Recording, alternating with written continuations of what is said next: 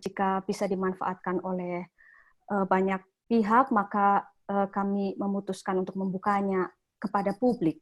Tentu saja untuk mahasiswa Uni Hamburg sebagai sasaran utama ya diharapkan berperan serta secara aktif dan mereka juga memiliki tugas-tugas lanjutan lain yang nanti akan dikerjakan. Kegiatan ini tentu saja tidak akan terlaksana tanpa bantuan dan kerjasama banyak sekali pihak. Yang pertama kami ucapkan terima kasih tentu saja kepada Prof. Jan van der Putten, Kepala Departemen kami. Nanti kita akan mendengar paparan lebih lanjut dari beliau. Yang kedua, terima kasih juga kepada Ibu Yanti Mirdayanti, ya, salah satu lecturer di departemen kami juga. Tentu saja kepada UGM, UNAIR, dan Universitas Jember yang memungkinkan intelektual terbaik mereka menjadi pembicara di lecture series ini. Terakhir saya juga mengucapkan terima kasih kepada Mas Kukuh Yudakarnanta, pengajar di Universitas Erlangga yang dalam 2 hari ke depan akan bersama saya berbagi tugas memoderatori series ini. Mas Kukuh juga banyak sekali membantu persiapan lecture ini. Kemudian yang terakhir, seperti teman-teman sudah dapatkan di lampiran jadwal, kami juga memiliki tata tertib agar lecture ini berjalan kondusif. Seperti sudah berulang kali dikatakan tadi, diharapkan peserta menyalakan kamera, kecuali tentu saja kita memiliki 15 menit istirahat antar sesi, kemudian peserta diwajibkan mematikan mikrofon selama ceramah dan diskusi berlangsung, kecuali jika memang mendapatkan kesempatan bicara. Nanti presensi kami juga ada, tapi kami langsung carikan langsung dari record peserta yang kami punya di akun Zoom kami. Saya pikir demikian untuk mengefektifkan waktu. Saya persilahkan Prof. Yan untuk membuka lecture series ini dan memberikan pengantarnya. Silakan Pak Yan, monggo. Terima kasih, Ramaida. Selamat pagi kepada orang di Hamburg, selamat siang. Seharusnya saya mulai dengan selamat siang pada orang-orang di Indonesia, karena itu memang Anda sekalian tamu pada kami, dan kami sangat berterima kasih Anda sekalian sudah sudi kiranya mau bergabung dengan kami semua, dengan kita semua di Hamburg ini untuk membicarakan film. Jadi salam sejahtera kepada kita semua. Perkenankan saya berbicara sedikit tentang latar belakang dan yang lebih lama, sedikit saya ada 15 menit, jadi lebih lama daripada Ramaida. Tapi sebelum saya lakukan itu, saya sekali lagi mau mengucapkan banyak terima kasih kepada pihak-pihak yang ikut menyelenggarakan ini, khususnya pada para narasumber yang sedang hadir sekarang ini, Pak Budi Irawanto, yang saya kenal dari Singapura. Halo, selamat datang. Terima kasih Pak Yan. Christopher Allen dari UGM dan Prof. Faruk dari UGM, terima kasih banyak sudah sudi untuk mau berbagi pengetahuan yang luas. Pada Ibu Nurwulan, Dr. Nurwulan dan Satria Wibawa dari UNAIR, terima kasih banyak, dan juga tak lupa dari untuk Dr. Ikhwan Setiawan dari Uni Jember.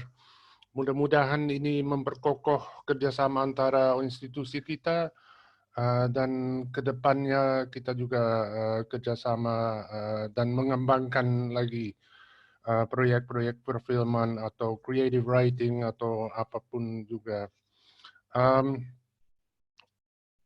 Biasanya kemarin juga saya ikut yang disebut webinar.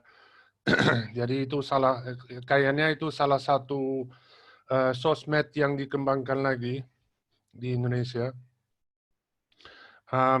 Tapi itu biasanya di Indonesia dan itu ratusan, dan ada panitia yang bukan ratusan tapi paling tidak puluhan. Kalau ini yang diadakan ini 1-2 orang, 3 orang. Yang ingin juga saya ucapkan banyak terima kasih kepadanya. Jadi Ibu Yanti Mediayanti yang menjadi staf pengajar kita, banyak terima kasih atas betungkus lumusnya untuk mengadakan ini. Mas Kukuh yang dari jauh di Surabaya ya, ikut memantau dan mengadakan, banyak terima kasih. Dan khususnya pada Mbak Ramaida yang ada di Hamburg dan banyak meluangkan waktu untuk mengadakan ini. Jadi yang mengadakan panitia, yang disebut panitia itu ya sekitar 3 orang, dan khususnya yang satu walaupun agak kecil, pendek, tapi kerjanya hebat juga, Mbak Remaida ini. Jadi seperti tadi sudah dikatakan sedikit tentang latar belakang Lokakarya ini, itu muncul dari creative writing, atau sampai sekarang masih disebut creative writing and something about films. Jadi muncul dari semester yang lalu yang diadakan sebuah kursus atau modul oleh Mbak Ramaida sama Mbak Yanti yang mengajar satu kelompok mahasiswa bachelor, jadi S1, untuk menulis dalam bahasa Indonesia, cerpen. Nah, itu menghasilkan sebuah kumpulan antologi cerpen yang akan terbit. Dan karena keberhasilan begitu menjanjikan, yaitu kami pikirkan bagaimana bisa melanjutkan ini lagi. Jadi barangkali ada baiknya kalau sebuah teks tertulis dialih mediakan atau menurut Pak Christopher Allen sekarang diekranisasikan menjadi film. Jadi itu prosesnya. Tapi sebelum dapat mengekranisasikan cerita itu, mengalih mediakan itu, perlu juga kita mengetahui tentang perfilman Indonesia, caranya, keaktorannya, dan segala macam, sampai juga make up dan tata letak semua. Makanya itu kami pikirkan, kami rancang sebuah kursus yang dimulai hari ini dengan sebuah lokakarya, tapi akan dilanjutkan ini. Jadi ini 2 hari lokakarya, ada 6 pakar-pakar yang akan berbagi pengetahuan. Dan nanti akan dilanjutkan lagi, entah bagaimana, tapi itu Mbak Ramaida yang akan menguruskan itu. Jadi itu yang latar belakang dari modul ini, dari Lokakarya ini, yang hasil akhirnya kita belum tahu. Soalnya ini memang berbagi informasi, berbagi pengetahuan yang bisa dirancang, yang bisa diketahui hasil akhirnya, tapi proses kreatifnya itu yang anehnya, kita nggak pernah tahu apa hasil terakhirnya. Apakah suatu lukisan yang cantik yang nanti akan ditawarkan kepada Prancis atau ke Amsterdam untuk digantungkan di dalam museum mereka itu, atau sebuah cerita yang nanti di tempat sampahkan.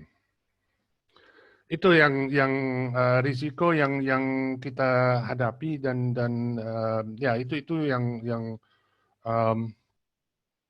risiko yang bagus. Soalnya itu dari risiko kita menghadapi risiko, dan itu memunculkan kreativitas yang bagus.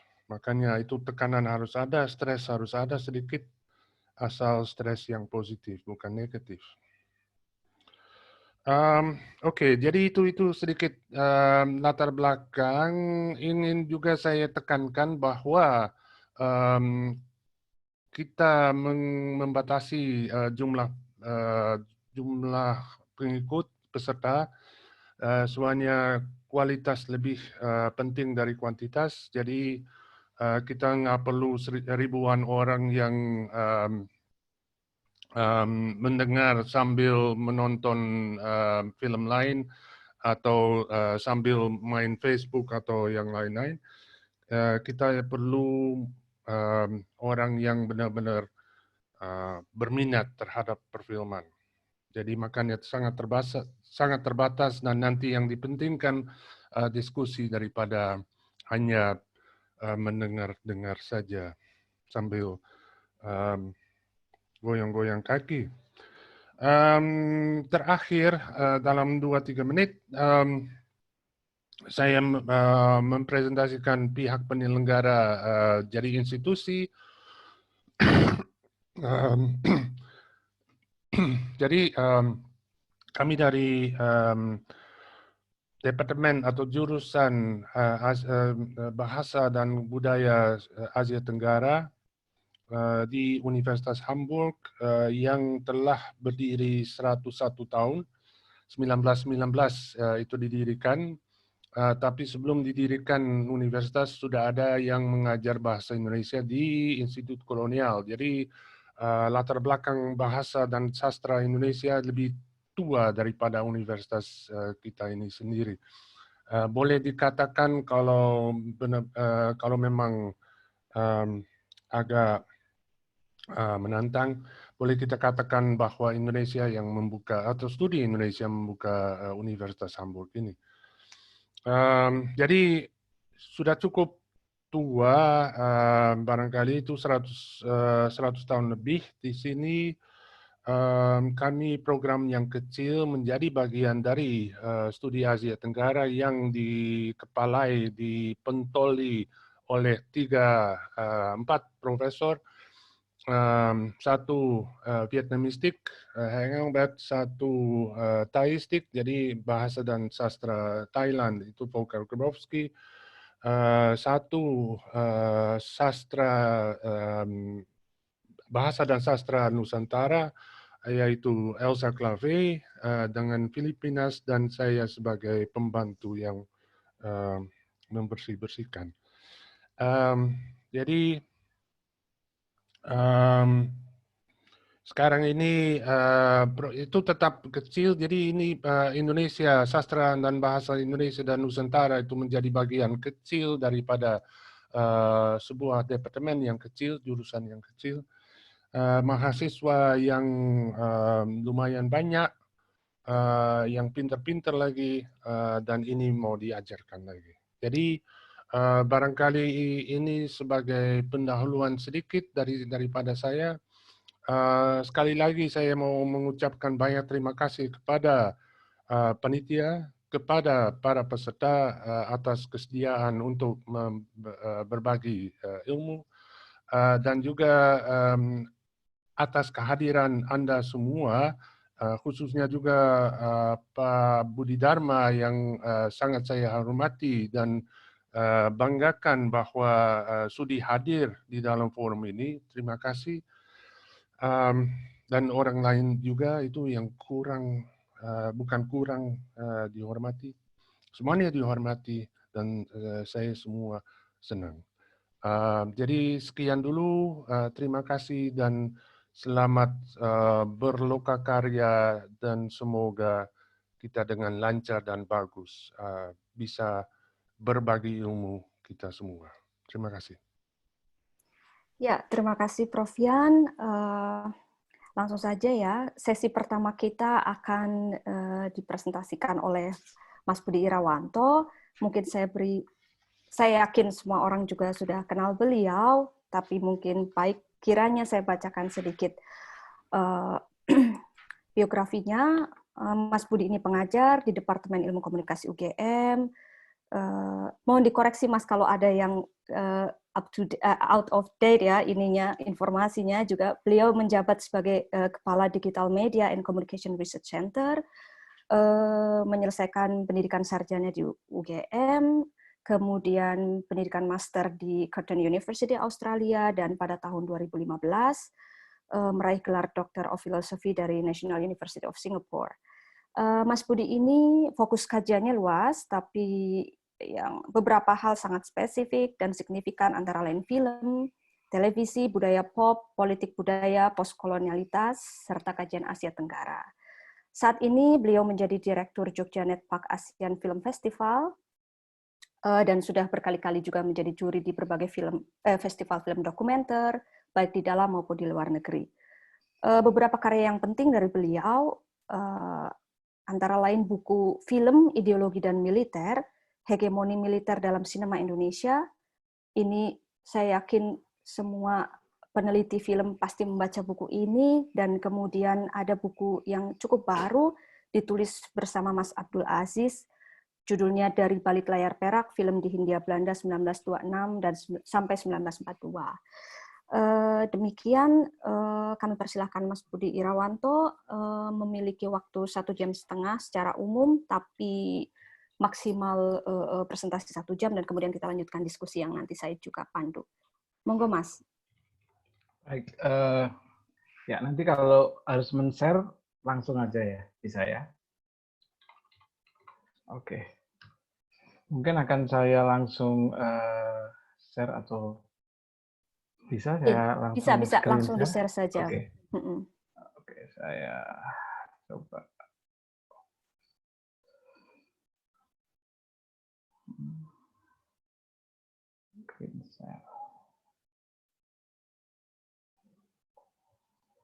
Oke, sebelum saya share, pertama-tama terima kasih pada Pak Ian dan juga Mbak Ramaida yang sudah mengundang saya untuk berbagi pengetahuan tentang sinema Indonesia. Terus terang saya merasa terhormat karena tadi sudah dijelaskan oleh Pak Ian, ini saya diundang oleh universitas yang umurnya lebih dari 100 tahun ya, lebih tua dari universitas saya, Universitas Gadjah Mada. Kemudian juga yang saya juga tertarik karena mengapa saya langsung mengiyakan ini, mengiyakan undangan ini, saya melihat bahwa jurusan sastra dan budaya Asia Tenggara dari Universitas Hamburg ini menurut saya sangat visioner, karena kalau kita bicara tentang media audiovisual, terutama film, itu saya kira adalah sastra hari ini. Kalau kita bicara sastra ya, disinilah sebenarnya film menurut saya menjadi bagian yang paling penting hari ini, tanpa mengecilkan sastra yang selama ini kita kenal. Karena dari filmlah kita banyak belajar tentang apa itu kondisi sosial masyarakat, arsitektur, mode atau fashion, kemudian kebiasaan masyarakat dan seterusnya. Nah,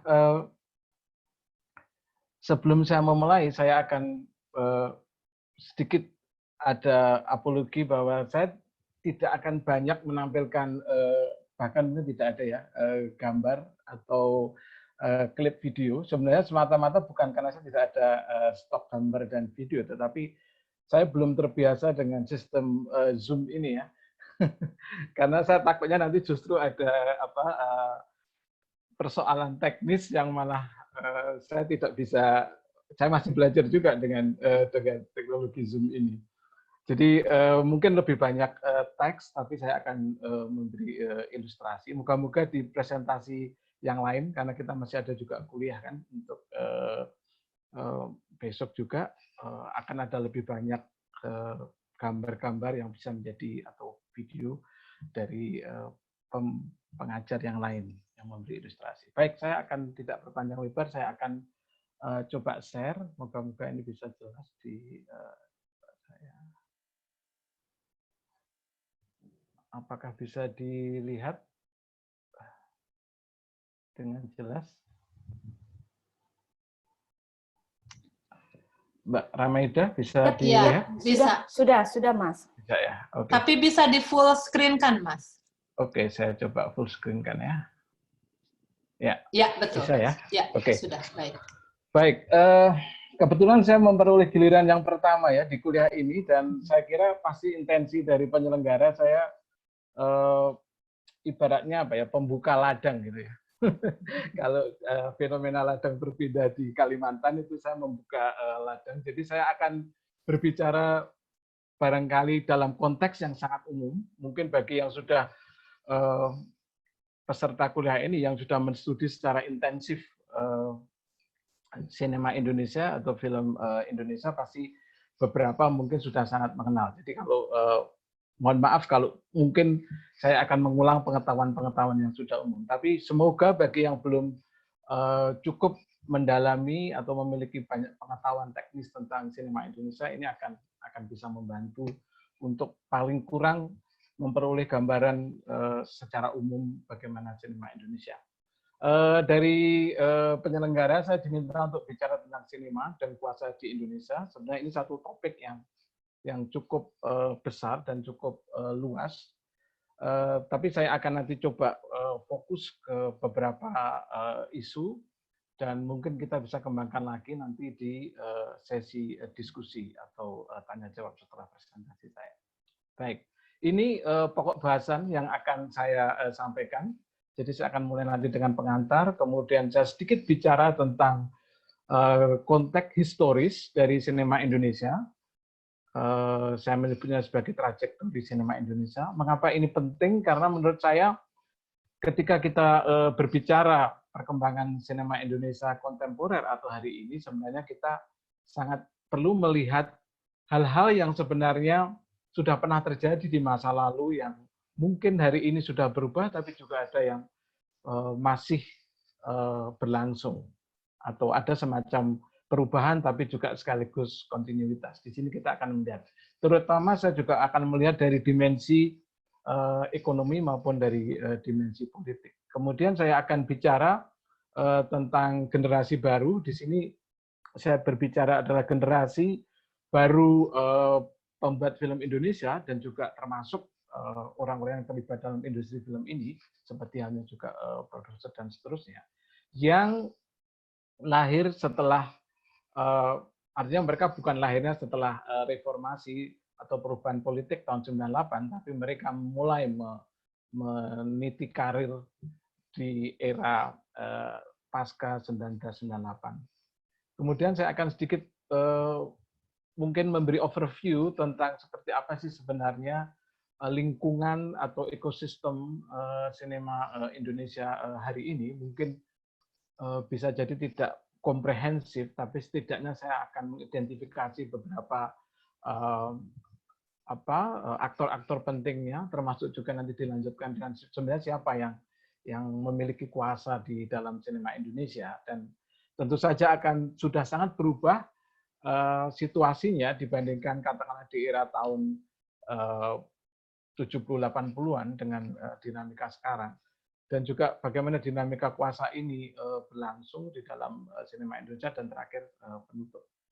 Baik, sebagai pengantar saya ingin menyampaikan bahwa sinema Indonesia memiliki sejarah yang panjang, dan nanti akan juga saya ulas di bagian yang lain, bagaimana sebenarnya sejak mungkin di awal-awal tahun 1900-an banyak orang-orang dari barat yang pergi ke timur, termasuk ke Indonesia pada waktu itu, yang mereka mulai membuat film, umumnya dalam bentuk dokumenter, termasuk juga pemerintah kolonial Belanda juga mendokumentasikan beberapa aktivitas masyarakat di tanah jajahan di Indonesia, yang terutama karena keingintahuan dan mungkin eksotisme ketika melihat masyarakat yang berbeda dari masyarakat di Eropa. Nah, dalam perjalanannya kemudian nanti akan saya bicarakan lebih jauh lagi bahwa selalu perjalanan sinema Indonesia itu diwarnai oleh rezim politik yang berkuasa dan kondisi sosial budaya maupun politik yang mengitarinya.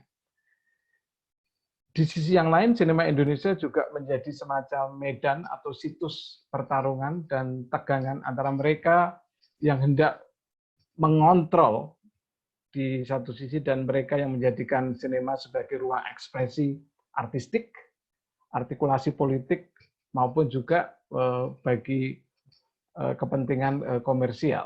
Jadi selalu sebenarnya dinamika kalau kita bicara sinema Indonesia ada di kutub-kutub seperti ini.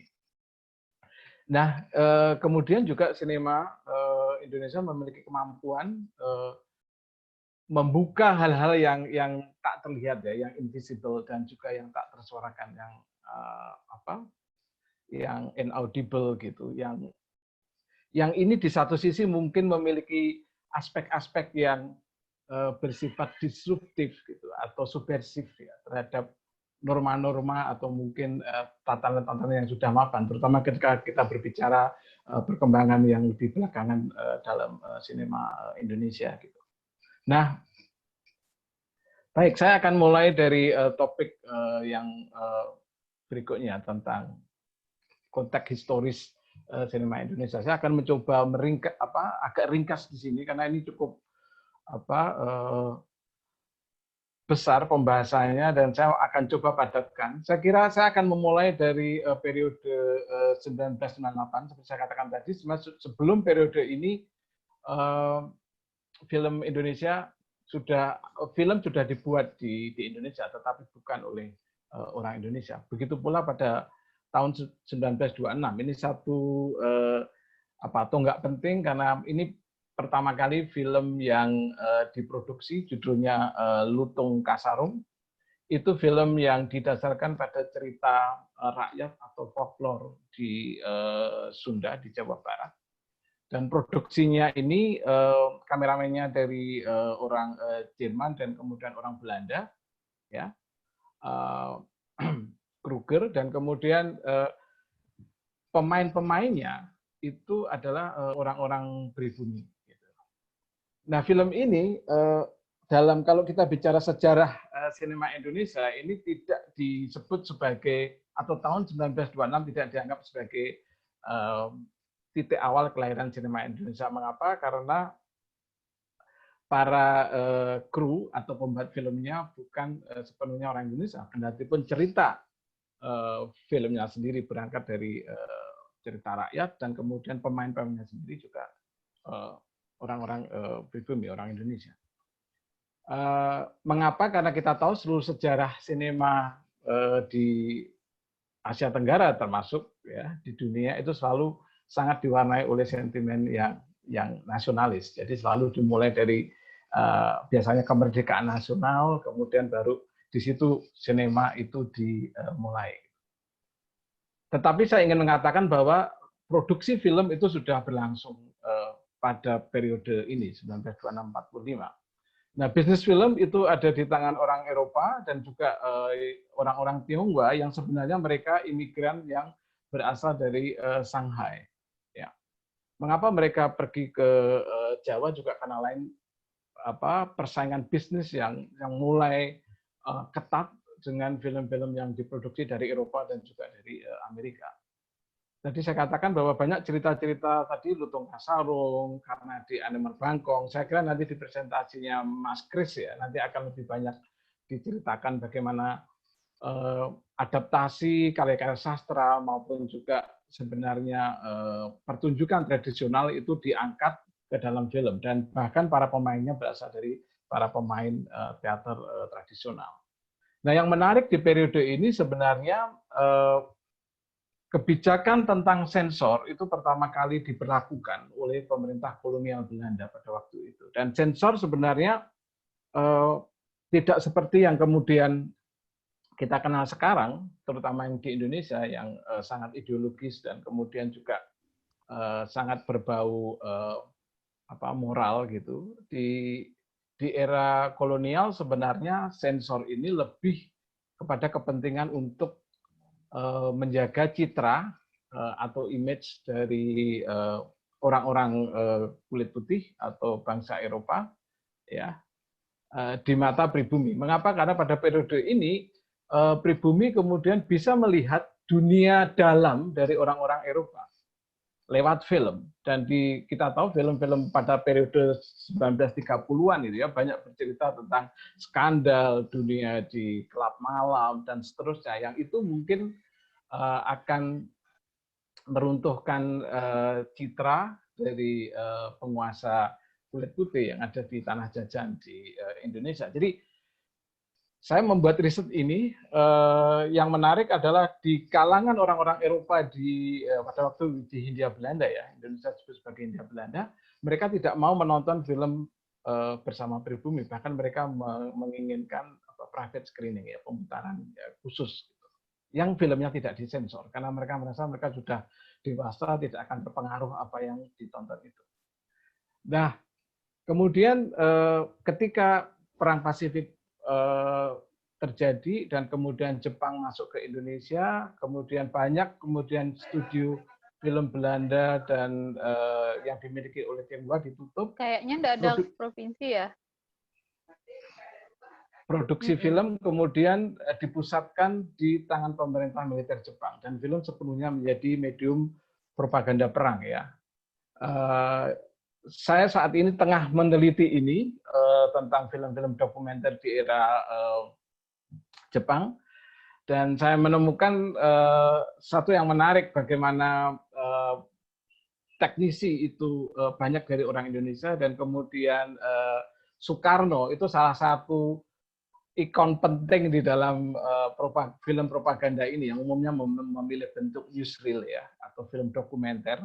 Meskipun pada periode itu juga ada 2 atau 3 film cerita yang diproduksi, tapi hampir mayoritas adalah film dokumenter.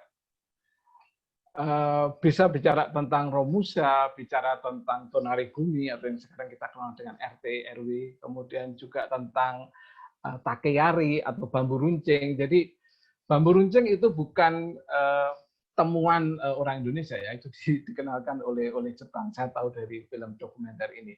Dan yang menarik kemudian, karena sebenarnya problem ini yang menarik karena ada problem kebahasaan di mana film-film itu menggunakan pengantar bahasa Indonesia ketimbang bahasa Jepang, karena pemerintah Jepang tahu bahwa itu sangat aksesnya terbatas, sehingga mereka menggunakan bahasa itu yang justru kemudian menumbuhkan sentimen nasionalisme, karena mengangkat juga konteks masyarakat pada waktu itu dan menggunakan bahasa itu, dan para propagandis itu ya. Dan ini periode yang menurut saya sangat menarik untuk di riset ya, baik untuk film maupun sastra, karena ini periode yang menurut saya periode formatif ya, di mana penulis, sutradara teater, termasuk juga para pembuat film, sebenarnya di periode Jepang ini mereka ini menjadi semacam tempat latihan mereka untuk mengekspresikan gagasan-gagasan artisnya ke dalam bahasa Indonesia pada waktu itu. Nah, setelah Jepang kalah dalam perang itu, kemudian masuklah Indonesia di era kadang disebut sebagai era revolusi, penuh dengan kestabilan politik, ekonomi, dan seterusnya. Tetapi pada saat yang sama, dan kemudian Belanda meninggalkan Indonesia, kendali industri film ada di tangan orang Indonesia. 2 tokoh yang sangat penting ya, Usmar Ismail yang mendirikan Perfini, kemudian Jamaluddin Malik yang mendirikan Persari. Ini 2 sutradara penting di periode ini, di mana film-film awal tahun 50-an sampai kira-kira sampai 55 itu banyak bicara tentang atau semacam refleksi perang atau revolusi ya. Dan mereka sangat dipengaruhi oleh estetika neorealisme yang dimulai di Italia pasca Perang Dunia Kedua, yang kurang lebih estetika ini berbicara tentang aktor yang non profesional, kemudian syuting film di tempat yang nyata, bukan di studio, ya, pencahayaan yang alami dan seterusnya. Ya. Kemudian juga di pertengahan tahun 60-an, dunia perfilman itu diwarnai oleh antagonisme politik antara mereka yang sangat dekat dengan gagasan-gagasan kiri atau sosialis yang mereka menolak masuknya atau dominasi film Amerika di Indonesia, dan mereka yang seperti Ismail dan teman-teman yang melihat bahwa sebaiknya film mestinya tidak dikontaminasi oleh persoalan-persoalan politik.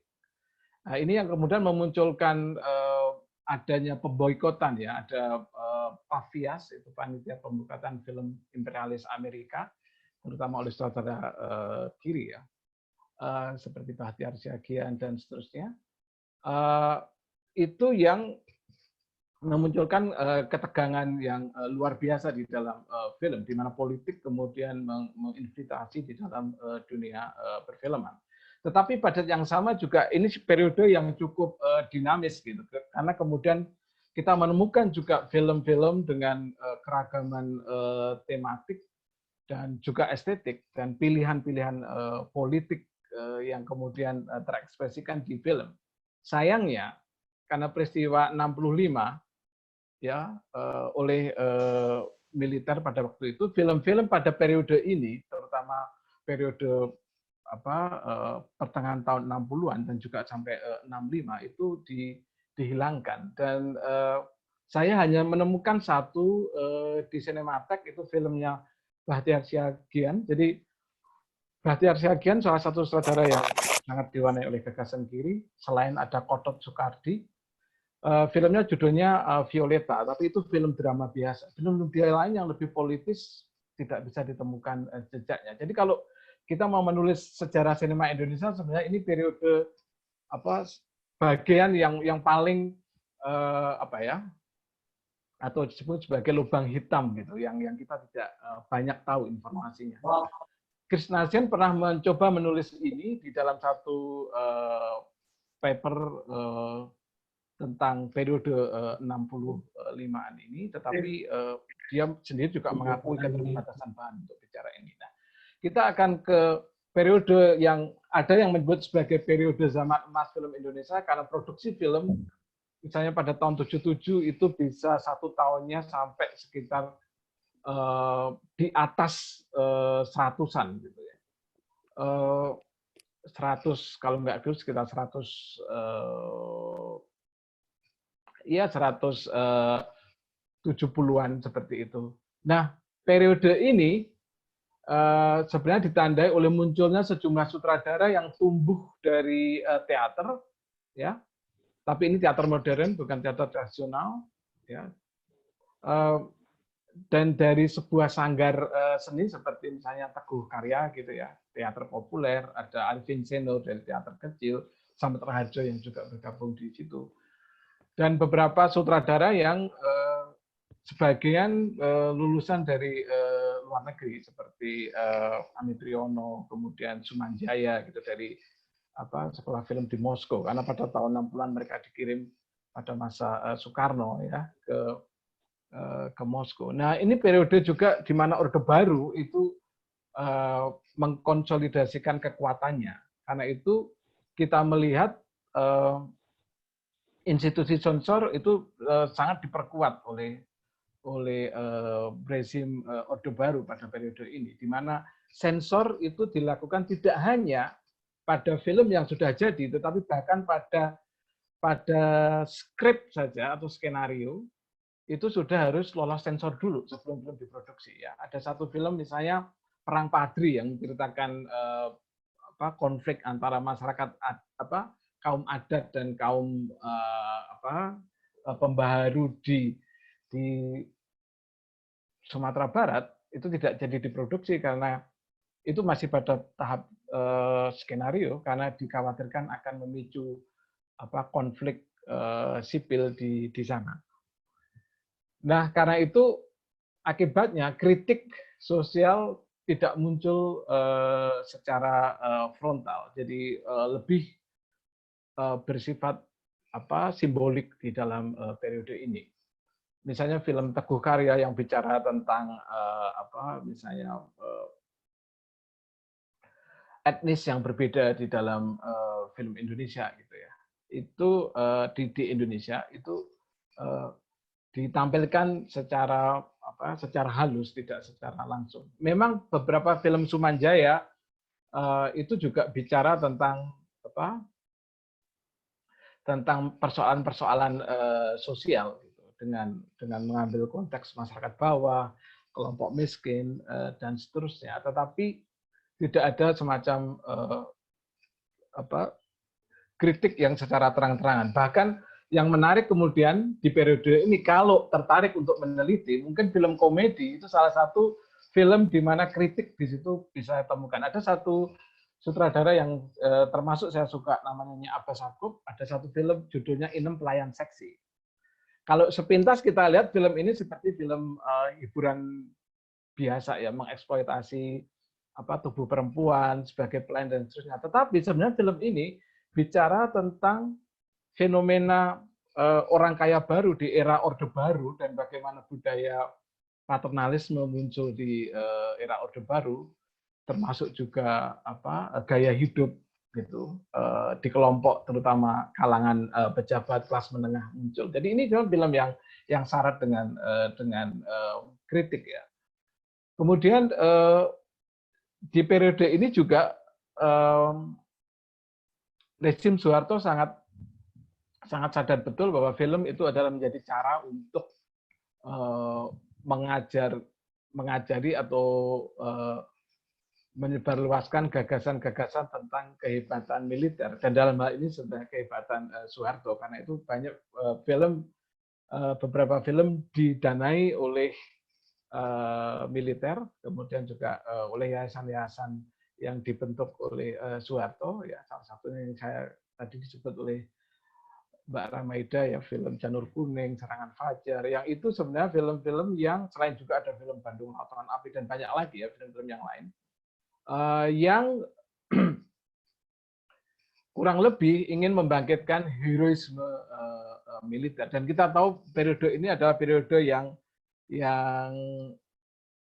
seluruh posisi-posisi penting itu diduduki oleh militer, dan kita mengenal ada doktrin yang namanya Dwifungsi ABRI, di mana militer terlibat di dalam wilayah atau kancah sipil, ya, termasuk masuk ke wilayah film ini sendiri. Ya. Nah, saya akan masuk ke periode generasi yang lebih baru, yang ini sebenarnya diawali tahun 90-an ketika Garin Nugroho mempelopori produksi film, misalnya film dia yang pertama tahun 91 judulnya Cinta Dalam Sepotong Roti, ya, yang sedikit banyak dipengaruhi oleh gaya dari gelombang baru atau New Wave atau Nouvelle Vague di Perancis.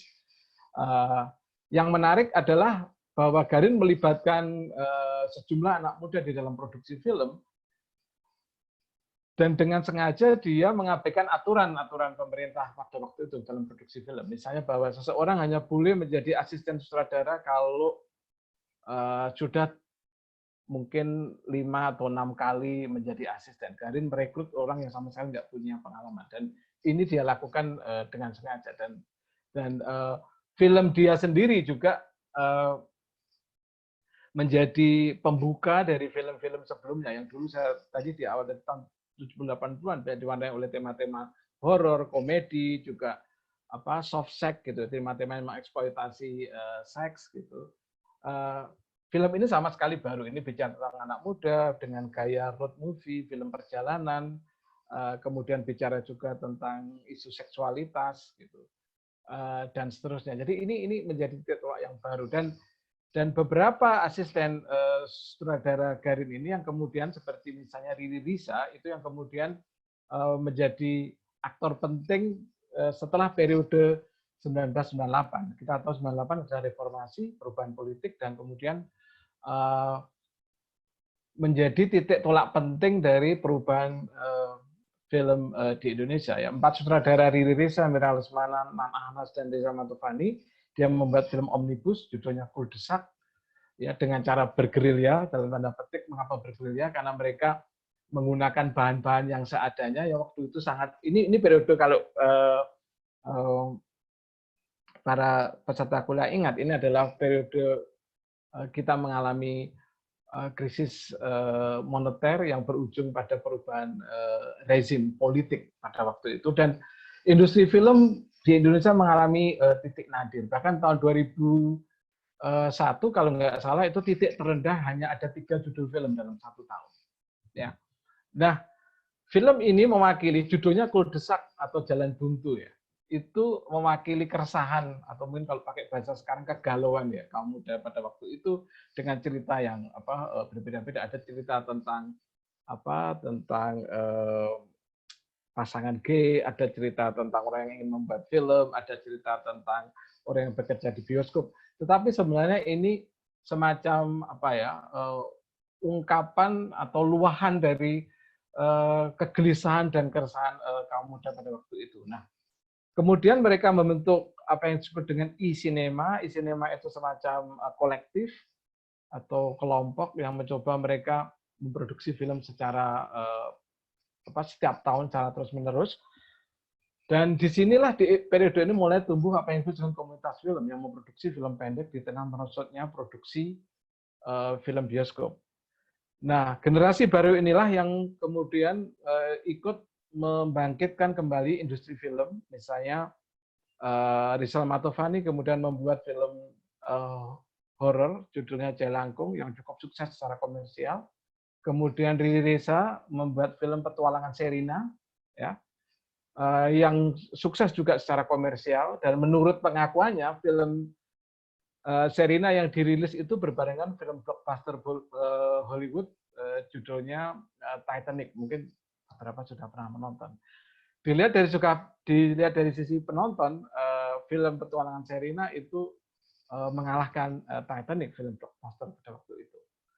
Nah, karakteristik dari generasi baru ini, mereka umumnya memiliki latar pendidikan tinggi, entah itu di perfilman maupun di luar film. Beberapa bahkan pendidikannya ada di luar, gitu ya, seperti misalnya Rudi Sudjarwo, misalnya Rizal Mantovani dan seterusnya. Kemudian Antonia Dinata, ya. Kemudian mereka sangat akrab dengan teknologi, terus kemudian memiliki wawasan yang sangat terbuka atau kosmopolitan, karena itu beberapa film mereka juga beredar di sirkuit festival internasional, tidak hanya di Indonesia. Kemudian mereka sangat peka dengan persoalan sosial politik, dan tentu saja mereka sangat kritis terhadap sensor. Dan kita tahu misalnya sejumlah pembuat film, produser, dan kritisi pernah melakukan protes terhadap ketentuan undang-undang perfilman. Ya. Pada waktu itu, tahun 2009, mereka memprotes tentang kebijakan sensor dan mengusulkan klasifikasi. Meskipun perjuangan mereka sampai hari ini belum cukup berhasil, ya. Tetapi mereka membentuk MFI, ya, Masyarakat Film Indonesia. Dan ada yang mengatakan bahwa inilah generasi-generasi inilah yang sebenarnya mulai melihat film sebagai satu medium politik yang penting, dan film sebenarnya tidak pernah bisa diceraikan dari politik ketika mereka sadar bahwa betapa pentingnya untuk mempersoalkan institusi sensor dan beberapa kebijakan pemerintah yang berkaitan dengan film. Nah, ini sedikit mungkin sudah saya singgung sepintas lalu di awal tadi, bahwa ketika kita bicara sinema Indonesia, sebenarnya kita ada sebuah ekosistem, ya, yang membentuk ini. Gitu, ya. Satu tentu saja pendidikan atau sekolah film ini menjadi satu hulu yang penting, karena disinilah sebenarnya para pembuat film itu dididik, ya, sutradara, produser, penulis skenario, ya. Dulu kita hanya mengenal ada Institut Kesenian Jakarta atau IKJ, ya, di Jakarta, tapi sekarang sudah banyak, ya. Menurut catatan dari Departemen Pendidikan dan Kebudayaan itu kurang lebih sampai tahun 2014-an gitu ada sekitar 18 sekolah yang memiliki film, baik pada strata S1, ya, sarjana maupun akademi. Ini beberapa contohnya. Kemudian pemerintah ini menjadi bagian ekosistem yang penting, karena melalui regulasi dan kebijakan dia sebenarnya punya peran untuk melindungi industri film, dan kita bisa mengenal ini di banyak negara yang lain ya, tentang persoalan kuota impor, bagaimana kebijakan berkaitan dengan pembajakan, insentif pajak, investasi, dan seterusnya. Kemudian juga muncul institusi pendanaan ya. Di sini kita bisa melihat ada, jadi institusi pendanaan ini adalah semacam forum yang mempertemukan antara pembuat film gitu ya, penulis skrip, dan kemudian pendana atau investor ya. Ada bentuknya, ada Akatara ini untuk film fiksi yang ini diinisiasi oleh Badan Ekonomi Kreatif ya. Kemudian ada Doc by the Sea dan Good Pitch itu yang diinisiasi oleh Indocs ya. Ini terutama untuk film dokumenter yang mereka melakukan semacam pitching ya, melakukan mengundang para orang-orang yang potensial menjadi investor, dan ini yang tidak kita temukan ya di era orde baru dulu dengan para pembuat film. Mereka bisa memfasilitasi untuk mulai pengembangan cerita atau skenario, script development, produksi maupun post production atau pasca produksi dan distribusi. Kemudian industri film itu sendiri yang memproduksi atau rumah produksi ya. Ini maaf, ini saya nggak tahu kenapa hilang contohnya. Ini beberapa film bioskop maupun platform digital ya, seperti ada Starvision, kemudian MD, itu nama-nama beberapa perusahaan film yang sebenarnya jumlahnya yang besar tidak cukup banyak juga di Indonesia, mungkin sekitar 5 atau 6 saja. Kemudian jaringan bioskop komersial, ada jaringan kelompok 21, CGV, kemudian juga ada ruang-ruang pertunjukan alternatif ya, seperti Kini Forum di Taman Ismail Marzuki di Jakarta, kemudian galeri seni dan kampus-kampus yang memiliki Kina Club itu juga menjadi ruang bagi pertunjukan, terutama untuk film-film independen. Kemudian festival film yang menjadi barometer penting perkembangan film dan forum apresiasi maupun juga alternatif bagi distribusi. Nah, yang memprihatinkan adalah dalam ekosistem ini yang kalau kita temukan di negara-negara yang lebih maju adalah lembaga arsip film. Kita ada di Jakarta Cinematheque yang konon itu pertama kali di Asia Tenggara dan tertua, tetapi kondisinya sangat memprihatinkan hari ini ya. Mestinya itu menjadi tempat penyimpanan dan juga beberapa melakukan restorasi film. Memang ada restorasi film dilakukan ya, seperti Lewat Jam Malam, kemudian Bintang Kecil gitu ya, Pagar Kawat Berduri yang sedikit banyak melibatkan Cinematheque, tetapi juga lebih besar sebenarnya keterlibatan dari institusi di luar Indonesia ya, seperti Singapore Art Museum atau Singapore museum di Singapura yang terlibat misalnya dalam restorasi film Lewat Jam Malam misalnya. Nah, di sini sebenarnya kalau kita mau melihat keterlibatan pemerintah sangat rendah, dan ini juga sebenarnya tantangan kalau saya sendiri merasakan secara langsung ya, tantangan untuk melakukan penelitian sejarah film Indonesia, kita akan berhadapan ini. Mungkin arsip-arsip yang lengkap justru tidak kita temukan di Indonesia, bisa jadi di Belanda, bisa di Amerika, bisa di Jepang dan seterusnya. Nah, ini mestinya membentuk satu ekosistem di dalam film Indonesia. Nah, siapa yang punya kuasa? Mbak Rameda, sebelum selanjutnya, kira-kira saya masih punya berapa menit ya? Masih 15 sampai 20 menit lagi maksimal. Masih 15 menit lagi, Mas. Kalau mau selesai cepat bagus biar diskusinya panjang. Oke. Selesainya aja Pak Budi, karena ada waktu untuk diskusi bagus juga. Iya. Betul. Ini hampir selesai ini. Oke, kalau kita mau identifikasi sebenarnya siapa yang punya kuasa. Kalau kita lihat di era yang lalu ya, seperti era Orde Baru tadi yang saya sebut di periode tahun 70-an hingga sampai kira-kira tahun 90-an akhir gitu ya. Itu pemerintah dan kemudian lembaga sensor itu menjadi satu kekuatan yang cukup penting gitu. Ya. Tentu saja hari ini juga masih penting karena pemerintah pasti akan membuat kebijakan dan regulasi, dan itu akan akan sedikit banyak mempengaruhi industri film, terutama industri film komersial di Indonesia. Gitu ya. Lembaga sensor memang mengalami perubahan. Sensor tidak ada lagi yang disebut sensor terhadap skenario atau skrip. Ya, sensor sekarang dilakukan langsung ke film yang sudah jadi. Dan bahkan menurut penuturan lembaga sensor, mereka tidak memotong lagi film, tapi mereka mengajak berdialog, berdiskusi dengan pembuat film, ya, artinya sutradara dan produsernya. Menurut saya ini hanya persoalan siapa yang memotong filmnya, berubah itu aja. Jadi mereka didiskusi, tapi mereka diminta tolong bagian ini dihilangkan, bagian tadi sama saja, tidak terlampau berubah jauh. Kemudian tentu saja produser itu juga punya peran yang sangat penting, ya. Bahkan yang menarik ya, mungkin kalau di Hollywood misalnya, kalau kita lihat kredit title itu ya di akhir film itu biasa ada departemen casting ya, mereka yang memang memilih para pemainnya yang secara profesional, mereka punya latar pendidikan tertentu tentang itu. Di kita produser ini juga ikut menentukan sebenarnya siapa pemain yang akan main film. Dan hari ini menarik juga karena ukuran untuk seseorang bintang bisa main itu salah satunya, ini kebetulan saya ada mantan mahasiswa saya yang juga pernah jadi line producer. Pertanyaannya seringkali ketika mereka melakukan audisi bukan hanya kemampuan acting, tetapi seberapa banyak followers di dalam media sosial mereka. Karena ini dianggap itu akan menjadi pasar mereka.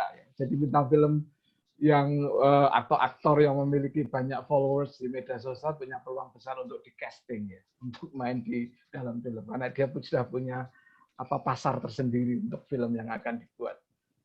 Atau mereka juga seringkali produser melihat ini yang menarik, mungkin nanti akan bisa dibahas juga oleh Mas Chris ya di besok mungkin ya, tentang bagaimana karya-karya sastra yang populer itu banyak kemudian diadaptasi ke dalam film karena mereka percaya bahwa sudah ada pembaca yang besar dan setidaknya separuh dari pembaca aja itu sudah bisa menjadi potensi penonton film.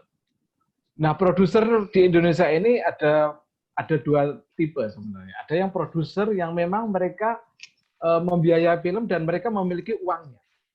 Ya, ini beberapa produser keturunan India gitu kayak Ram Punjabi, terus Manoj Punjabi, terus siapa lagi ya, misalnya ya beberapa produser keturunan India itu mereka bukan hanya membiayai, memang mereka menyediakan dana untuk film. Tapi juga ada produser yang di sini dia menghubungkan dengan investor. Jadi dia tidak memiliki uangnya untuk membiayai film itu.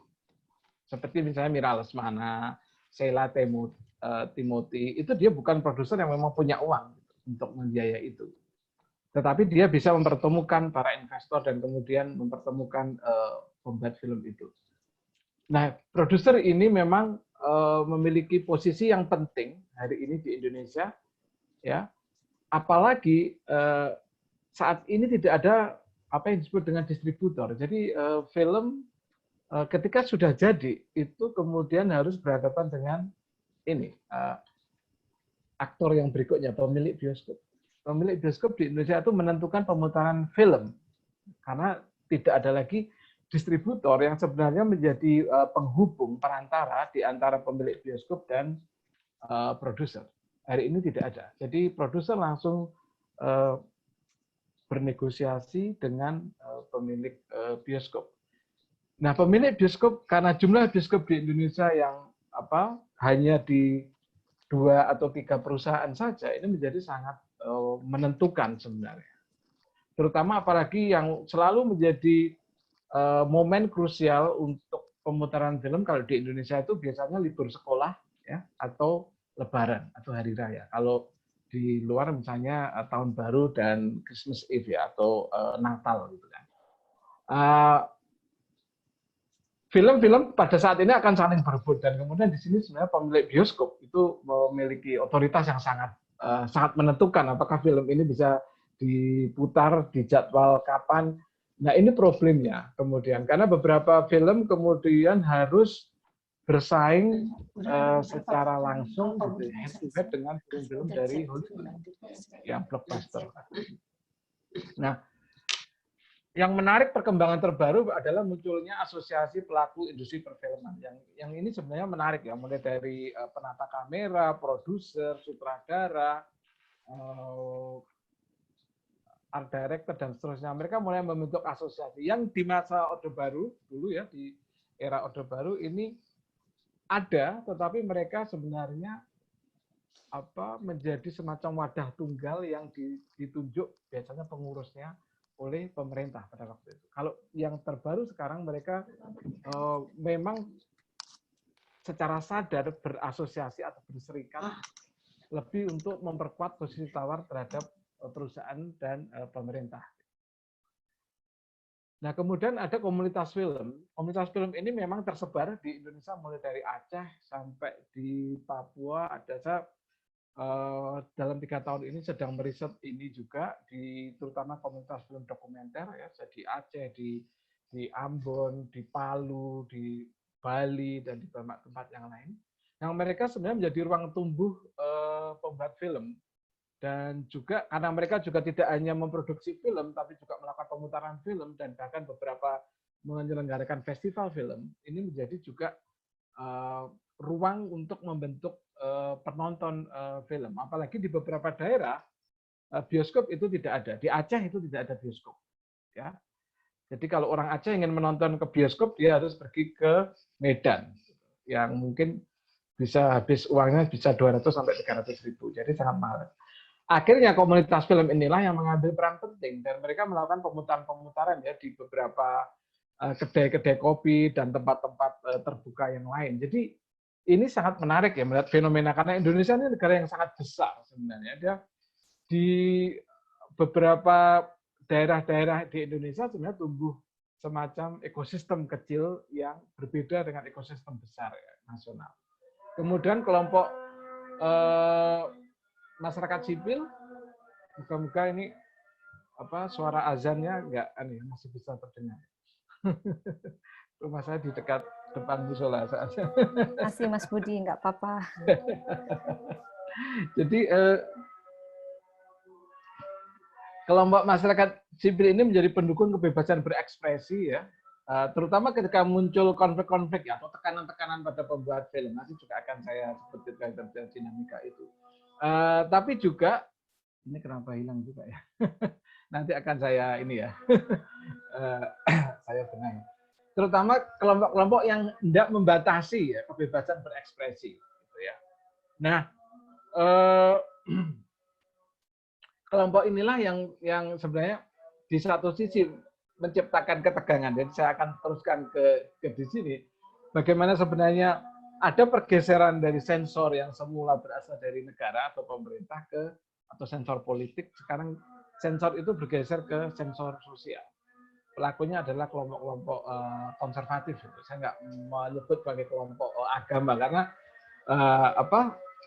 itu akan menjadi sangat debatable. Nah, kelompok ini yang mengusung satu moralitas tertentu dan mereka mencoba melakukan bisa boikot, kemudian mereka melakukan protes atau demonstrasi pada film-film, terutama yang sejauh yang saya amati ya, mengangkat persoalan minoritas, minoritas agama, minoritas etnis, atau minoritas seksual. Ini film tanda tanya, ini film yang disutradarai oleh Hanung Bramantyo, gitu ya. Itu film yang berbicara tentang di situ ada etnis Jawa, kemudian Tionghoa, kemudian ada Muslim, ada Buddha, ada yang ceritanya kira-kira hubungan asmara dari orang yang berbeda agama di film ini tanda tanya ini. Film ini lolos sensor, ya, jadi artinya tidak persoalan kalau dia dari perspektif pemerintah gitu. Tetapi ketika ditayangkan banyak sekali protes bermunculan. Bahkan ketika mau diputar di salah satu stasiun televisi itu dikepung oleh kelompok ini. Gitu. Nah, juga film berikutnya dari Hanung judulnya Cinta Tapi Beda, ini cerita tentang orang Padang dan kalau nggak salah Jawa. Tapi yang Padang ini agamanya bukan Islam, tapi Kristen, dan ini yang membuat orang kelompok masyarakat Padang itu memprotes, nggak bisa nih, harusnya Muslim dan seterusnya. Dan film-film semacam ini yang bicara tentang persoalan etnis dan juga agama ini di Indonesia sampai hari ini masih menjadi persoalan gitu. Kendati pun sutradara sudah mulai banyak yang berani mengangkat ini. Yang mungkin yang belakangan adalah filmnya Gari Nugroho ya, Kucumbu Tubuh Indahku itu ya, yang berkeliling di banyak festival internasional, itu juga menimbulkan protes. Bahkan protesnya bukan dari satu kelompok masyarakat, bahkan Wali Kota Depok misalnya, dia mengajak untuk memboikot film ini. Padahal film ini lolos sensor. Jadi tidak ada persoalan. Nah, ini yang menurut saya fenomena yang menarik, bahwa ketika kita bicara sensor, tidak lagi sensor yang dilakukan oleh lembaga sensor resmi yang dibentuk oleh negara, tetapi juga sensor yang justru malah menyebar gitu di masyarakat. Contoh yang lain misalnya ada Q Film Festival itu ya, kebetulan saya kenal dengan direkturnya John Badalu, yang dia selama penyelenggaraan mengalami banyak tekanan, ancaman, sehingga penyelenggaraannya kemudian dilakukan di sejumlah kantor-kantor kedutaan besar atau pusat kebudayaan asing di Jakarta, di Erasmus Wies misalnya di Jakarta, atau di Goethe Institute di Jakarta, karena ada tekanan dan kemudian ada kampanye yang mencoba melarang festival ini karena dianggap festival ini mempromosikan gaya hidup kelompok lesbian, gay, biseksual, dan transseksual misalnya. Memang mereka film-filmnya banyak mengangkat tentang kelompok minoritas seksual. Hari ini festival ini sepertinya sejauh yang saya tahu kayaknya sudah tidak lagi berlangsung, ya tidak tahu, mungkin ada isu tentang pendanaan dan seterusnya, atau mungkin juga semakin sulit juga menyelenggarakan. Inilah persoalan hari ini di Indonesia, bagaimana tumbuhnya kelompok-kelompok semacam ini yang sedikit banyak membuat tekanan-tekanan. Di sisi yang lain juga solidaritas dari kelompok masyarakat sipil terhadap ancaman kebebasan berekspresi itu juga muncul gitu ya. Kelompok-kelompok masyarakat sipil juga melakukan pembelaan terhadap upaya-upaya memberangus kebebasan berekspresi di Indonesia. Ada koalisi, ada aliansi dari masyarakat sipil untuk melawan itu sebenarnya di sisi yang lain. Ya. Nah, yang menarik kemudian ketika platform digital seperti YouTube ini menjadi platform berbasis video yang populer, dia menjadi tempat untuk mengeksibisikan maupun mendistribusikan film-film yang bukan saja tidak bisa beredar di sirkuit komersial seperti bioskop, tetapi juga film-film yang memang ditujukan untuk jenis penonton tertentu, gitu, yang secara spesifik, atau konten film itu sendiri akan mungkin secara problematik berhadapan dengan sensor. Sehingga mereka menggunakan ini karena tidak akan ada lagi sensor di film-film semacam. Meskipun YouTube juga mengenakan sensor ya, pembatasan untuk mengakses, tetapi jauh lebih bisa ada peluang untuk diputar di platform semacam ini ketimbang di bioskop. Oke. Nah, produksi film juga mulai menyebar di Indonesia, tidak hanya ada di Jakarta, tadi sudah sebut ya, di beberapa daerah, misalnya di Palu, di Makassar misalnya ada film judulnya Uang Panai, itu yang bercerita tentang tradisi memberi uang mahar di masyarakat di Sulawesi Selatan, di Makassar, yang itu sangat sukses secara lokal di sana film ini. Juga ada beberapa film yang diproduksi di Papua dan juga di beberapa tempat yang lain, di Jogja juga ada beberapa dan seterusnya. Jadi tidak seperti di era Orde Baru yang sangat Jakarta sentris, film-film mulai banyak kemudian dibuat di daerah. Bukan saja filmnya dibuat di daerah, juga setting dari film juga banyak ya. Salah satu film yang penting misalnya Laskar Pelangi itu yang dibuat di di Belitung ya, di Sumatera. Yang kita tidak atau belum banyak menemui, dan bagaimana bahasa daerah kemudian muncul di film. Karena dulu ketentuan sensor itu mewajibkan film menggunakan bahasa Indonesia. Nah, ini fenomena yang juga menarik ya sampai hari ini adalah munculnya film bertema Islami yang dipelopori oleh film Ayat-Ayat Cinta yang disutradarai oleh Hanung Bramantyo tahun 2008. Dan ini film yang menjadi respon terhadap tumbuhnya penonton Muslim urban, terutama kelas menengah, dan juga semakin intensifnya proses Islamisasi kultural di Indonesia ya. Industri halal meningkat di Indonesia, fashion busana hijab dan jilbab semakin ini, buku-buku tentang Islam juga sangat populer dan seterusnya, dan termasuk film ini menjadi salah satu. Nah, pada yang sama juga film cerita, terutama film dokumenter juga mengangkat persoalan-persoalan yang dulu menjadi tabu sosial dan politik ya, seperti lingkungan, seksual, peristiwa kekerasan 65. Ya, itu juga banyak diproduksi ya. Ada film, meskipun mungkin sepintas lalu ya, di film Gi yang disutradarai Riri Reza, atau film Sang Penari yang disutradarai oleh Iva Ivansah yang diangkat dari sastra atau novel Ahmad Tohari, Ronggeng Dukuh Paruk, di mana settingnya adalah di tahun-tahun 65. Kemudian juga film misalnya dari sutradara muda Yusef Angginun, misalnya Istirahatlah Kata-Kata, tentang penyair Wiji Tukul yang hilang di periode-periode transisi politik tahun 98 gitu. Yang film ini cukup menariknya, cukup disukai oleh kelompok milenial, anak-anak muda gitu. Dan ini saya menjadi sangat menarik karena film-film semacam ini juga. Munir juga ada beberapa film yang dibuat meskipun bentuknya dokumenter, dan pernah ada pemutaran di berkeliling di Indonesia. Film-film itu, dan ini yang menurut saya membuka ruang dan menunjukkan bahwa film sebenarnya, seperti saya katakan di awal, dia membuka sesuatu yang tidak terdengar, sesuatu yang yang lihat, tak nampak, dan seterusnya. Nah, ini sebagai penutup, kita lihat bahwa perjalanan sinema Indonesia sangat diwarnai oleh tadi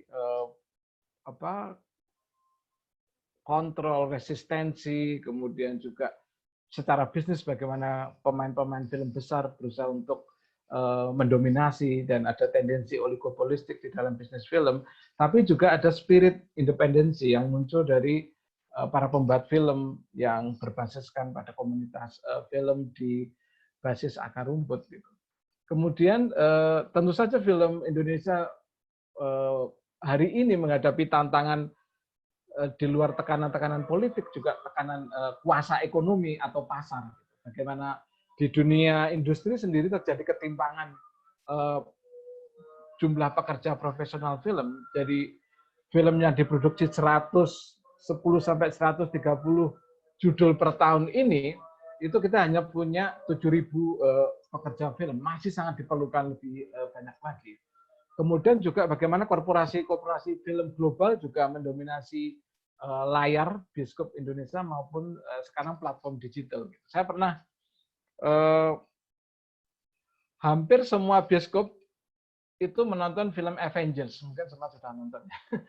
Itu mendominasi di satu bioskop, dia bukan hanya mendominasi 1-2 layar ya, hampir total layar yang ada di Cineplex itu dikuasai oleh film Avengers waktu itu. Dan kemudian juga sekarang platform digital ya, seperti Netflix dan seterusnya. Itu yang menjadi pertarungannya ada di sana. Gitu. Nah, terakhir ya, kita tahu bahwa pandemi COVID-19 ini atau Corona ini telah memukul industri film di Indonesia. Ya. Bioskop sampai hari ini di Indonesia ini masih tutup. Saya nggak tahu di Hamburg apakah sudah dibuka. Di bioskopnya nanti mungkin bisa di-share gitu ya. Dan beberapa syuting film itu terpaksa berhenti. Praktis ketika pemerintah mengumumkan secara resmi bahwa Indonesia ditemukan kasus COVID, kalau nggak salah tanggal 2 Maret yang lalu, itu seluruh syuting berhenti dan baru memulai lagi ya, tidak secara besar-besaran itu sekitar April ya. Ini menurut beberapa teman yang sutradara film yang saya kenal. Dan Dan mereka harus menerapkan protokol yang sangat ketat untuk melakukan itu. Jadi mereka tidak bisa lagi menggunakan misalnya ya pemain yang sudah lanjut usia gitu, di atas 50 tahun karena sangat rentan seperti itu. Kemudian juga pemain anak-anak. Jadi akan semakin banyak protokol-protokol yang sebenarnya menjadi membatasi itu. Tetapi di sisi yang lain juga muncul inisiatif ya seperti rekam pandemi gitu ya. Ini melibatkan 300 pembuat film dokumenter di Indonesia. Sudah ada sekitar berapa ya? Sekitar 6 kalau nggak salah ya yang dihasilkan atau 5 film dokumenter dari sini. Inisiatornya adalah Asosiasi Dokumentaris Nusantara. Mereka membuat ini dan disupport juga oleh pemerintah melalui Kementerian Pendidikan dan Kebudayaan. Kemudian juga ada kolaborasi film dokumenter, judulnya Diam dan Dengarkan. Kalau di YouTube bisa dilihat itu cukup banyak yang menonton, sekitar mungkin 1,5 jutaan ya views. Nah, yang menarik dari Diam dan Dengarkan ini adalah bahwa film ini diproduksi di tengah kondisi pandemi di Indonesia, sehingga dia menggunakan beberapa footage, beberapa gambar atau image yang ada di public domain gitu, atau yang memiliki atribut Creative Commons. Jadi tidak ada problem copyright di situ atau hak cipta. Nah, inisiasi ini menurut saya sangat penting karena ini menghidupkan produksi film di tengah kondisi pandemi saat ini, dan ini mungkin perkembangan paling terbaru, dan saya sedang juga meriset ini tentang bagaimana produksi di era di masa pandemi ini dan seperti apa film-film yang lahir di era ini. Film rekam pandemi ini berbicara lebih banyak pada aktivitas dan bagaimana orang beradaptasi dengan itu. Kira-kira sampai di sini. Mohon maaf kalau tadi agak kepanjangan ya.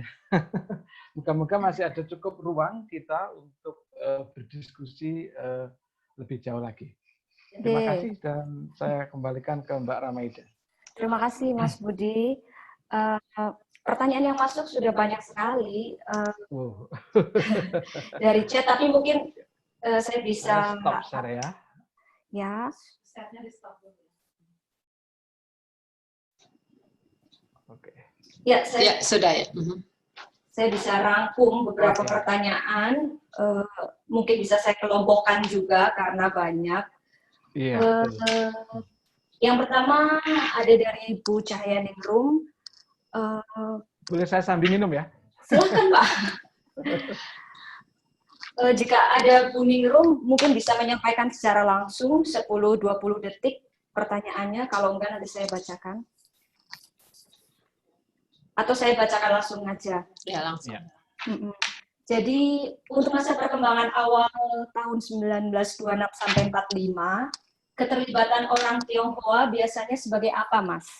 Apakah sutradara, pemain, penulis skenario, dan apakah ada skenario yang dipublikasikan sebagaimana karya sastra peranakan Tionghoa? Terima kasih.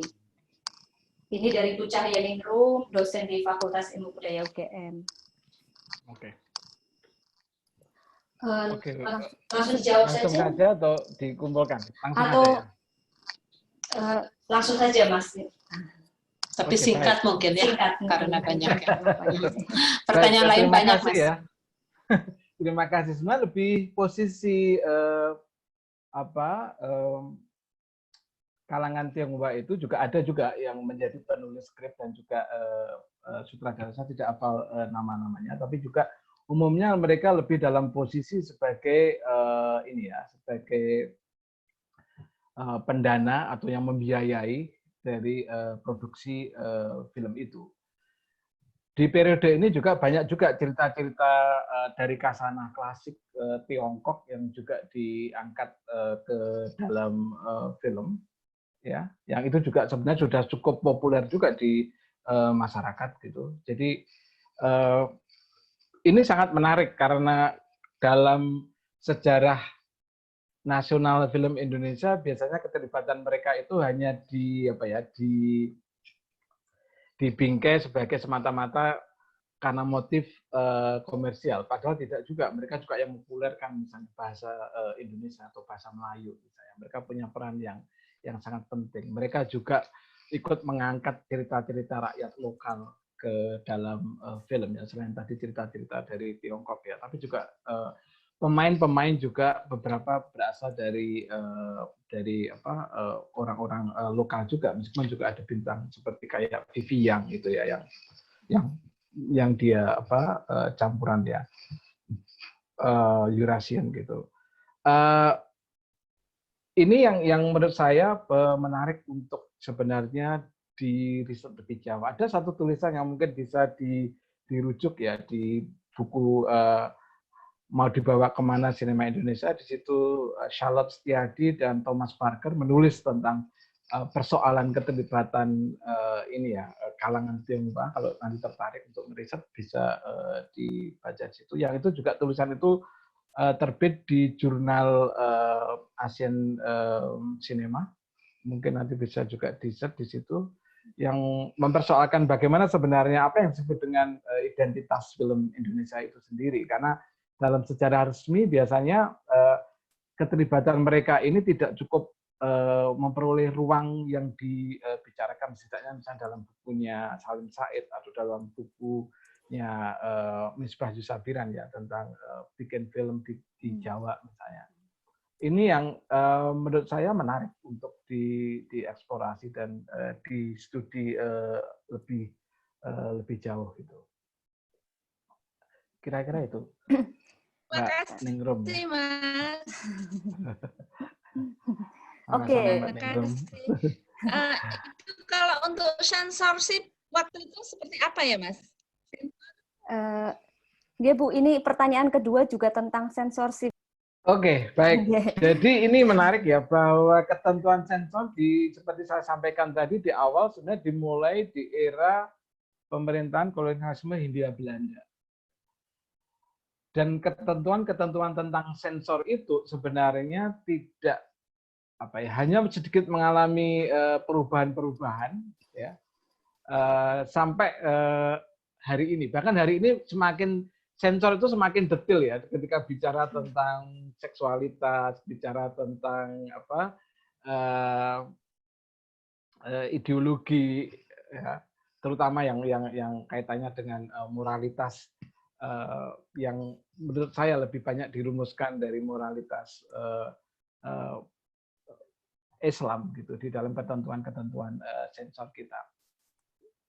Sensor pada waktu era Hindia Belanda tadi lebih banyak atau kurang banyak sebenarnya menilai aspek-aspek yang bersifat ideologi. Tapi sejak Orde Baru ya itu kita dulu mengenal istilah SARA ya, suku, agama, ras, dan antar golongan. Jadi film-film yang mencoba untuk mengangkat secara terbuka persoalan itu, ya misalnya hubungan antar etnis atau hubungan antar agama, misalnya perkawinan beda agama dan segala macam, itu tidak akan kita temukan di dalam film Indonesia pada periode itu, di periode-periode misalnya Orde Baru.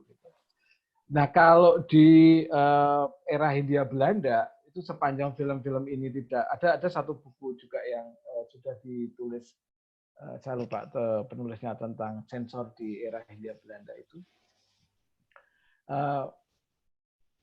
Lebih banyak sepanjang dia tidak mencoba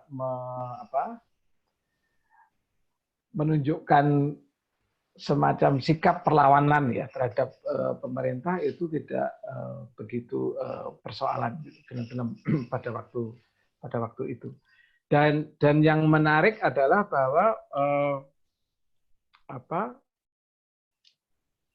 aparat yang mengurusi sensor itu adalah polisi, gitu. Ya, yang ini kemudian juga Orde Baru mengadopsi ini, alih-alih polisi Orde Baru menggunakan tentara. Itu lebih banyak dulu di era Soeharto, itu yang duduk di anggota lembaga sensor. Nah, sejarah sensor sendiri ini unik sebenarnya karena itu bermula di Inggris ya. Sensor itu mula-mula itu tidak ada hubungannya dengan konten atau isi film, tetapi lebih atau keterlibatan polisi gitu ya. itu lebih memastikan bahwa pemutaran film itu cukup aman dan tidak membahayakan. Karena kita tahu dulu seluloid itu flammable ya, materi yang mudah terbakar. Karena itu banyak kan cerita bioskop yang di Jogja juga dulu pernah, waktu saya kuliah dulu ya, pernah ada kebakaran bioskop. Itu yang bermula dari karena tadi film yang diputar dengan proyektor itu sebenarnya dengan menggunakan pencahayaan yang sangat panas ya, pada kalau dalam periode yang lama itu sangat sangat sensitif. Jadi dulu polisi datang ke bioskop-bioskop bukan untuk membatasi atau mengontrol isinya, tapi lebih bahwa memastikan bahwa itu aman gitu. Itu di daerah Belanda masih juga dilakukan itu. Dan yang kemudian sensor itu muncul di Amerika terutama itu justru dari kelompok-kelompok agama yang mereka mengkhawatirkan isi film itu akan mengkorup anak-anak muda dan merusak moralitas dan seterusnya. Nah, disitulah kemudian munculnya production code ya di Amerika. Di Indonesia ketentuan-ketentuan sensor itu lebih banyak dirumuskan dulu secara politik, ya. Dan kalau kita lihat film-film atau ketentuan sensor kita itu lebih, kalau boleh dikatakan ya dari riset yang pernah saya lakukan, itu jauh lebih permisif dengan isu kekerasan misalnya, tapi tidak dengan isu seksualitas. Itu yang menarik ya kalau membandingkan sensor di Eropa dan di Amerika. Di Eropa mereka lebih permisif gitu ya, lebih toleran dengan persoalan seksualitas, tapi tidak dengan violent, kekerasan. Itu berkebalikan dengan di Amerika. Di kita juga ya mungkin lebih agak dekat di Amerika. Kalau yang menyangkut tentang seks itu sangat sensitif itu sensor itu ya. Jadi harap dicatat. Jadi kalau ada di film Indonesia, seks itu bukan hanya adegan seks yang eksplisit terbuka, tapi juga suara yang bisa diasosiasikan dengan seks itu juga akan disensor. Meskipun mungkin layarnya gelap gitu ya, hitam, ada suara-suara itu tetap bisa disensor. Dan sensor bukan hanya pada film, tetapi juga termasuk trailer atau iklan film. Itu juga disensor. Kalau misalnya dulu yang di Indonesia mungkin pernah dengar ada film judulnya Buruan Cium Gue, itu ya, disutradarai oleh Vindou Purnomo. Itu sempat menjadi perdebatan karena waktu itu mungkin semua tahu Ustadz A'agim ya mempersoalkan itu. Ini judul film ini bisa mengajak ke perbuatan zina. Judulnya aja loh, bukan filmnya. Judul filmnya aja. Padahal kalau diterjemahkan ke dalam bahasa Inggris itu kan Buruan Cium Gue itu kan Kiss Me Quick ya, Kiss Me Quick. Itu lagu-lagu banyak yang judulnya seperti itu. Dulu ada lagu Evergreen yang judulnya Kiss Me Quick, saya lupa penyanyi. Nah ini menjadi persoalan perdebatan ya, karena film ini semua sudah lolos, tapi kemudian diprotes oleh Hakim, kemudian dia menggalang dukungan, dan akhirnya film itu diturunkan dari bioskop. Ini problem yang hari ini terjadi. Seperti juga yang dialami oleh Mas Gari Nugroho dengan film Kujumbu Tumbuh Indahku. Tidak ada upaya dari lembaga sensor atau pemerintah untuk membela film yang notabene sudah lulus sensor. Ketika film itu diboikot atau diserang oleh kelompok tertentu, padahal mereka hanya bertanggung jawab terhadap keputusan itu. Kalau mereka konsisten bahwa sensor ini adalah kontrol terhadap muatan film sebelum film ini dirilis atau diputar di tempat publik mestinya.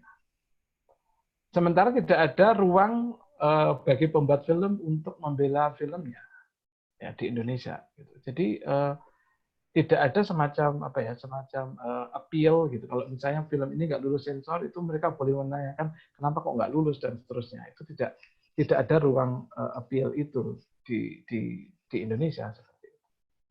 Jadi itu yang terjadi. Oke, terima kasih Mas Budi.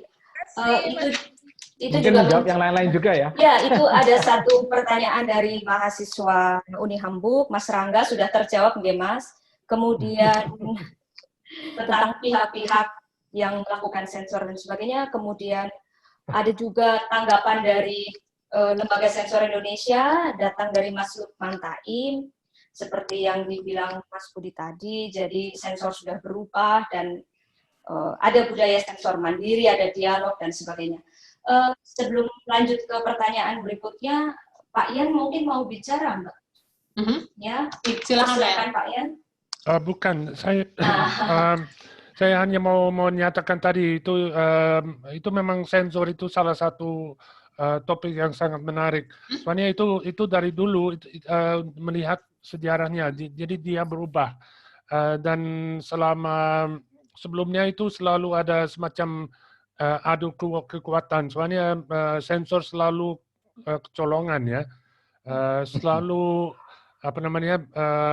para pembuat film cari caranya untuk memasukkan sesuatu yang aneh, yang belum diketahui dan sensitif dan segala macam.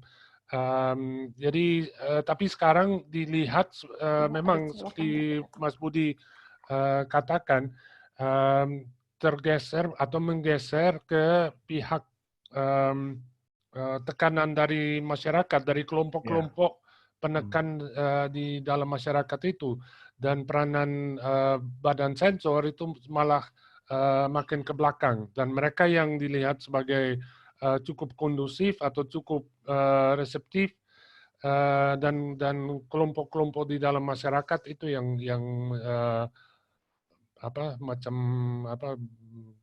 berolah ya itu. Oke, makasih. Terima kasih Mbak Yan. Kemudian pertanyaan selanjutnya, mungkin saya rangkum saja. Bisa ada beberapa poin, boleh saya bantu, Mas Budi. Ini karena supaya mungkin semua merasa ditanggapi. Ada hal yang berhubungan dengan misalnya bagaimana perfilman Indonesia setelah masa reformasi, film militer istilahnya, hubungannya dengan militer. Kemudian yang kedua juga ada yang menanggapi tentang bagaimana film-film pendek bergenre pendek di Indonesia. Kemudian yang terakhir ini yang sedang viral sekarang itu apa namanya itu yang Ibu Tilik. Katanya mohon ditanggapi. Ada juga yang masih bertanya tentang film-film religi di Indonesia. Mohon tanggapannya tentang itu, dan yang terakhir juga ada yang bertanya tentang di era reformasi ini tentang web series, Mbak. Ya, betul. Memang ada hubungannya dengan sensor, tapi sebenarnya apa sih yang menjadi titik beratnya sensor sekarang ini? Ya, tapi mungkin kalau udah terjawab sih, mungkin jawab yang lain-lain aja dulu. Terima kasih. Baik, terima kasih Mbak Yanti ya, juga Pak Yan tadi yang juga ikut menambahkan ya, bahwa memang jadi kekuatan kelompok penekan ini meskipun juga dalam beberapa hal tidak merata ya ke seluruh Indonesia gitu, terutama biasanya yang paling sering itu di Jakarta, tapi juga dalam kasus film Kucumu Tubuh Indahku juga melebar ke beberapa daerah di Indonesia gitu. Mungkin karena pengaruh media sosial sehingga orang melihat itu kan, di sana itu dilarang, kita juga ikut-ikutan melarang gitu. Nah, setelah reformasi memang menarik ya. Dulu ada satu tulisan oleh Windu Yusuf di situs, kalau tertarik ya, di situs Cinema Poetica. Itu salah satu situs yang berisi kritik-kritik film yang menurut saya cukup menarik ya. Bagus, ada edisi Indonesia dan ada edisi berbahasa Inggris. Yang dia melihat bahwa saya juga sedikit meriset tentang ini, pasca reformasi sebenarnya memang jumlah film yang mengangkat tema militer itu mungkin tidak banyak ya. Dulu disebut dengan film-film perjuangan ya, dulu di era Orde Baru namanya film perjuangan gitu. Tetapi bagaimana sebenarnya konstruksi terhadap militer itu sendiri tidak banyak berubah gitu. Misalnya ada film yang kalau nggak salah dibiayai oleh Yayasan Angkatan Darat ya, disutradarai oleh Viva Westi kalau nggak salah, judulnya Sudirman ya, tentang Jenderal Sudirman ya, gerilya Jenderal Sudirman. Saya sempat menonton film itu di Jakarta pada waktu itu.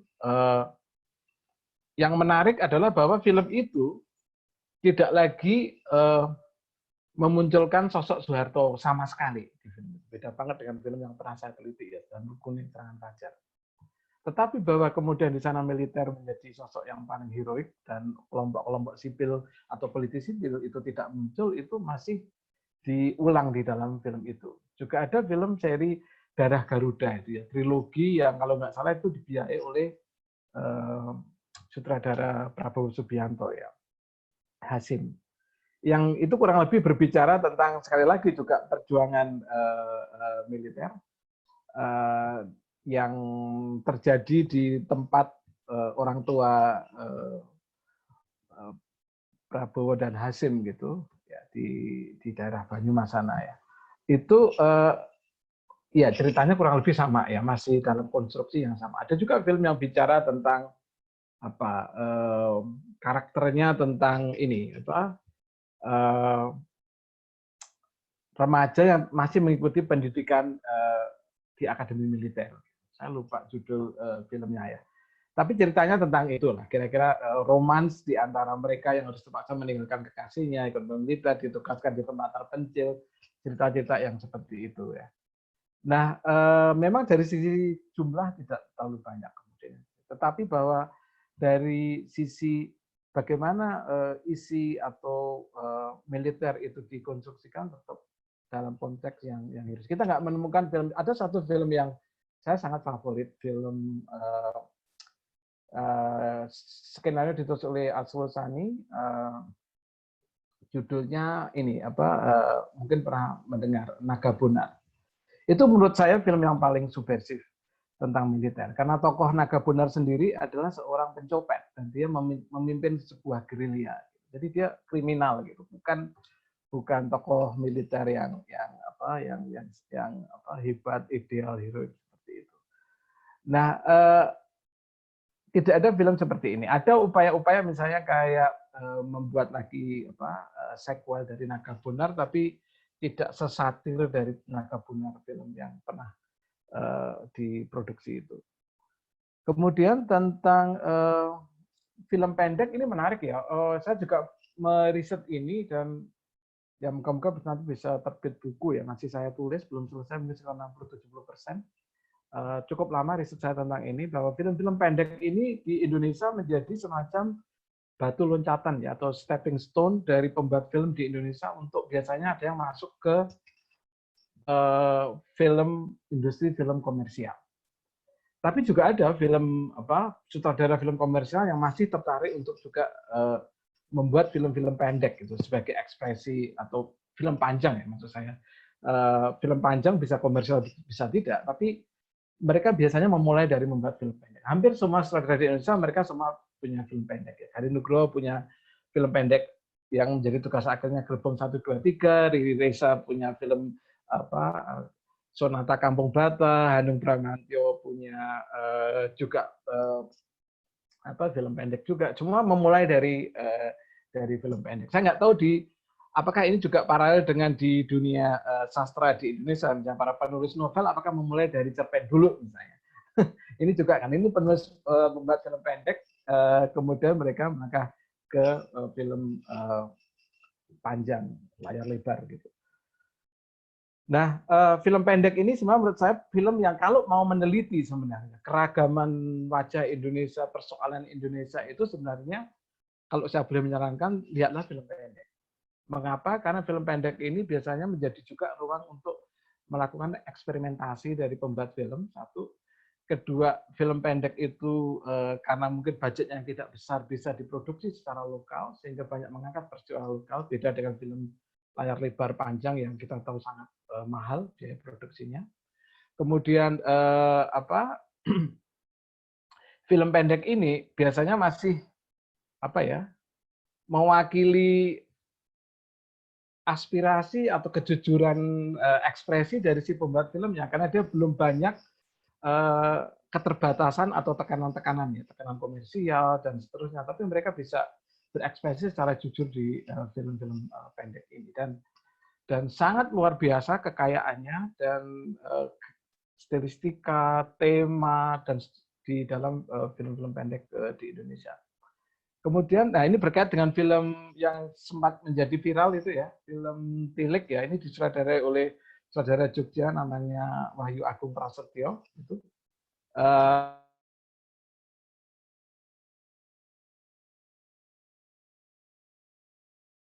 Halo Mas Budi. Menghilang suaranya, Mas. Mungkin internetnya ya. Kita tunggu sebentar lagi. Sensornya itu. Ya, kita juga tinggal 4 menit sebenarnya waktunya. FPI yang punya ini. Punya kerjaan. Mungkin Mbak Aida bisa Ya.